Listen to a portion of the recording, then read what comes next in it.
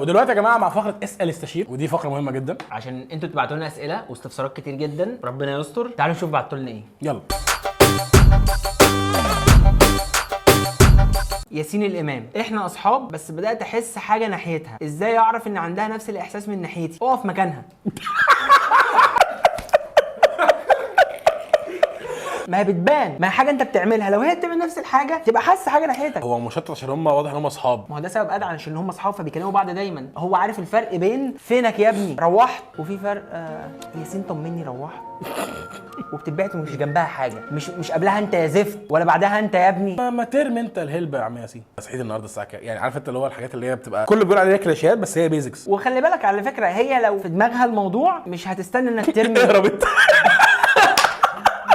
فاجئها بقى، يعني عنصر المفاجاه، فاهم؟ هي بقى عندها نفس الاحساس، تقول لها لا معلش سوري، روح اجري انت على طول. يعني ربنا يوفقك والله بقى. بس يعني عايز اقول لك حاجه، احلى علاقات والله اللي بتبقى من الصحاب ودي احلى فتره الاستهبال، والله العظيم احلى فتره. اللي هو يعني انت جبتها لي ليه؟ لا عادي ما فيهاش حاجه. انا مش قصدي بيها حاجه خالص على فكره، بحبك قوي. اللي هو هاتي بس عشان اعديكي.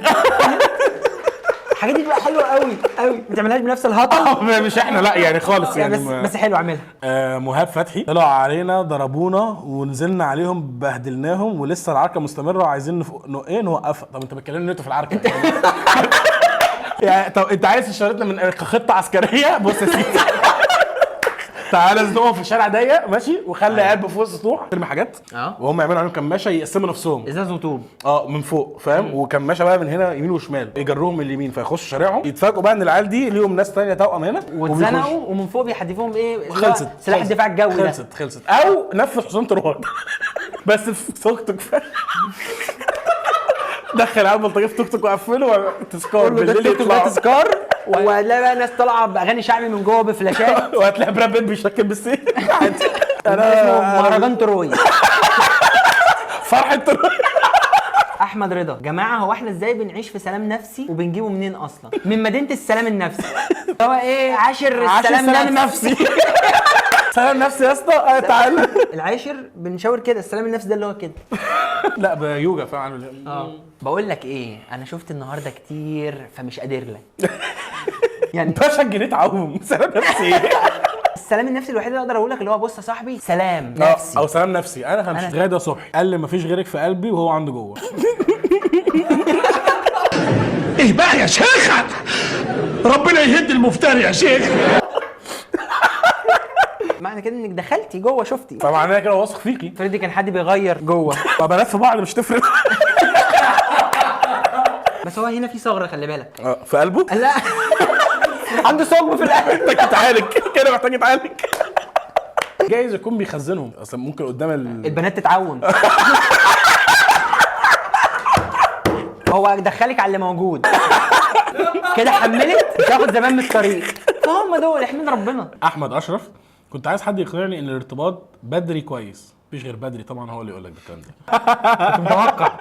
ماشي وحش قوي. مش فيه بس. صح، كنت عايز حد يقنعني ان الارتباط بدري كويس، لاني مش مقتنع بالكلام ده. مستعد ادفع اي فلوس مقابل حد يقنعني. اقنعه ان الارتباط بدري كويس. يعني انت فاهم ان انا مش هتكلم في الموضوع ده صح؟